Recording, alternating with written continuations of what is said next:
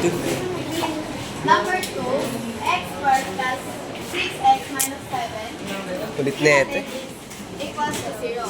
The formula we're going to use is f prime x sub 0 equals limit of f of x minus m of x sub 0 over x minus x sub 0 as x approaches to x sub 0. The given is a equals to 0 and yung f of x natin is x squared plus 6x minus 7. Bago natin yun, kunin muna natin yung f of a. Sasubstitute natin yung 0 sa x. So, magiging 0 squared plus 6 times 0 minus 7 equals to 7. So, tingnan natin siya.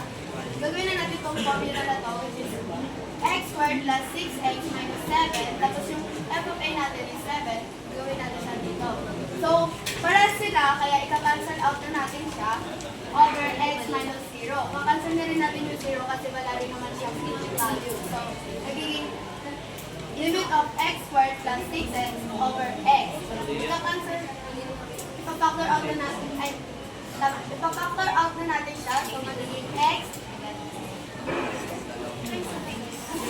parenthesis of x plus, times x plus 6 over x. Makancel na natin yung x. So, magiging limit of x plus